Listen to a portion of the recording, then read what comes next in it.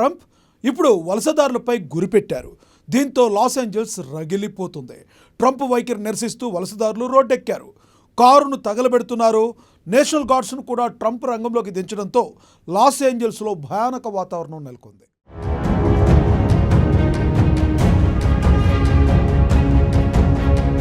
America అధ్యక్షుడు Donald Trump రెండవసారి అధికారంలోకి వచ్చిన తర్వాత ఒక్కసారిగా దూకుడు పెంచారు.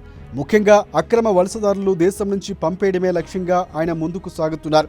ఎందుకంటే లాస్ ఏంజల్స్ కౌంటీలో 130కి పైగా దేశాల నుంచి వలసదారులే ఉన్నారంటే అక్కడ డామినేషన్ ఎవరిది పెరుగుతుందో అర్థం చేసుకోవచ్చు. ఇదే ట్రంప్ బాధ కూడా.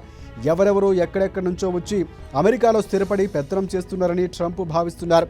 పరిస్థితి ఇలాగే ఉంటే ఫ్యూచర్లో అమెరికాన్నే కబ్జా చేస్తారని టెన్షన్ పడుతున్నారు. అందుకే వలసదారులపై యుద్ధ బేరీ మోగించారు ట్రంప్.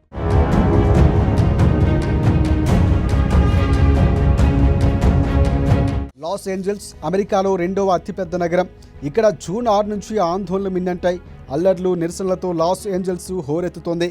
ఈ అల్లర్లకు ముఖ్య కారణం యుఎస్ ఇమిగ్రేషన్ చేపట్టిన ఆకస్మిక తనిఖీలే. ఈ డిపార్ట్మెంటు అక్రమ వలసదారులను అరెస్టు చేస్తోంది. అయితే కూల్గా వచ్చి వారి పని వారు చేసుకుని వెళ్ళిపోయి ఉంటే బాగుండేది. కానీ బలగాలు రంగంలోకి దిగడంతో పరిస్థితి ఉద్రిక్తంగా మారింది. బలగాలతో వచ్చి గన్స్ ఎక్కుపట్టి చెకింగ్ చేయడంతో స్థానికంగా భయోందనలు పెంచారు. దీంతో ఏదో జరగబోతుందని ఊహించిన వలసదారులంతా రోడ్డెక్కారు, నిరసనలతో హోరెత్తిస్తున్నారు. పరిస్థితి ఒక్కసారిగా హింసాత్మకంగా మారిపోయింది.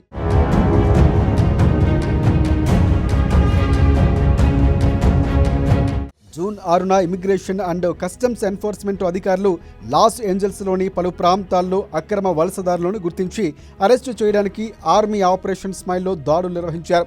క్లాత్ గోడౌన్లు, వెస్ట్ లేక్లోని హోమ్ డిపో స్టోర్లు, డౌన్ టౌన్ లాస్ ఏంజల్స్లోని డ్రెస్ హోల్సేలర్ అయిన అంబియన్స్ అప్పారెల్, అలాగే ఇతర డే లేబర్ సెంటర్లో అటాక్స్ జరిగాయి.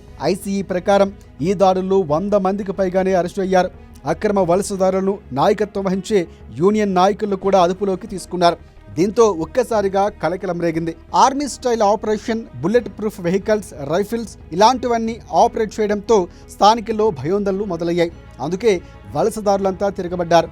దాని ఫలితంగా టియర్ గ్యాస్ ప్రయోగాలు, ఉద్రిక్తతలు, కార్లకు నిప్పు పెట్టడాలు జరుగుతున్నాయి.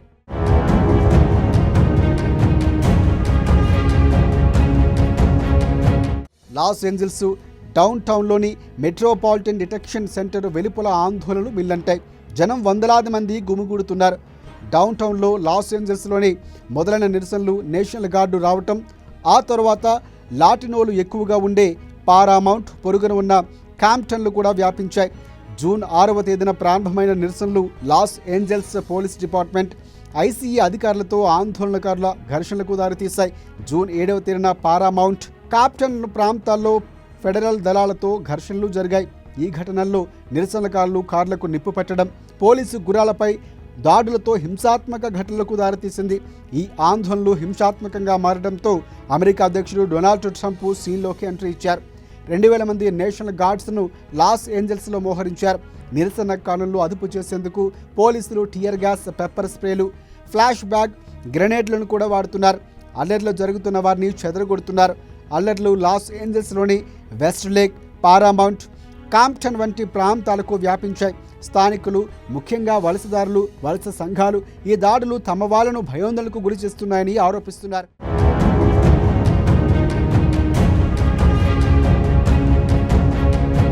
మరోవైపు ఎట్టు పరిస్థితుల్లోనూ అక్రమ వలసదారులను తరిమి కొట్టాలని ట్రంప్ గట్టిగానే డిసైడ్ అయ్యారు. పైగా బైడెన్ పాలన మాదిరిగా స్మూత్గా డీలింగ్ ఉండబోదంటూ ఘాటుగానే చెప్పేస్తున్నారు ట్రంప్. సమాచారం చెప్పకుండా నేషనల్ గార్డ్స్ను లాస్ ఏంజల్స్లో దింపడంపై కాలిఫోర్నియా గవర్నర్ సీరియస్గా రియాక్ట్ అయితే ఆయన్ను కూడా ట్రంప్ కడిగి పారేశారు. వీటికి తోడు నేషనల్ గార్డ్స్ను కూడా రంగంలోకి దింపారు. నిజానికి రాష్ట్ర గవర్నర్ అనుమతి తీసుకుని ఈ బలగాలు రంగంలోకి దింపాల్సి ఉంటుంది. అయితే ప్రకృతి విపత్తులు, తిరుగుబాట్లు, అల్లర్లు జరిగినప్పుడు రాష్ట్రంలోని చట్టాన్ని అమలు చేయడం సాధ్యం కానప్పుడు వంటి అత్యవసర సమయాల్లో అధ్యక్షుడు నేరుగా ఈ ట్రూప్స్ను పంపించవచ్చు. అయితే ఇప్పుడు లాస్ ఏంజల్స్లో 2000 మంది ప్రత్యేక బలగాలు మోహరించడంపై కాలిఫోర్నియా గవర్నర్ గావిన్ న్యూసమ్ గరం అవుతున్నారు. రాష్ట్ర సార్వభౌమాధికారంపై దాడిగా విమర్శించారు.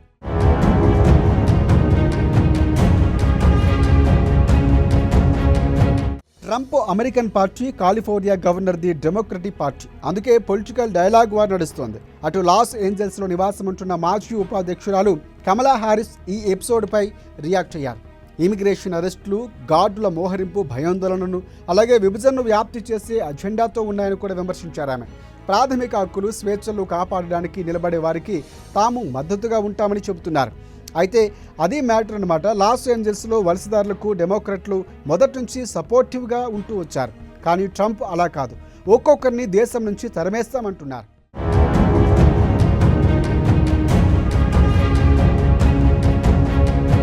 లాస్ ఏంజల్స్లో 130 దేశాల నుంచి వలసదారులు ఉన్నారు. అంటే పరిస్థితి తీవ్రత ఏంటో అర్థం చేసుకోవచ్చు.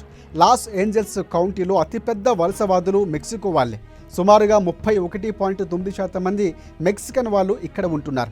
ఇక 6% మంది ఎల్ సాల్వడోర్ దేశానికి చెందినవారు.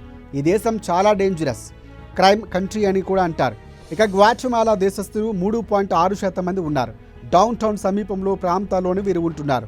ఆసియా దేశాల నుంచి లాస్ ఏంజల్స్ వచ్చిన వలసదారులతో ఫిలిప్పీన్ నుంచి వచ్చిన వారు కూడా ఎక్కువగానే ఉన్నారు. లాస్ ఏంజల్స్ కౌంటీలో ఫిలిపినో సంఘం అతిపెద్ద విదేశీ సంఘాల్లో ఒకటి. అటు చైనీస్ వలసదారులు ముఖ్యంగా మాంటెరీ పార్క్ వంటి చోట్ల చాలానే ఉన్నారు.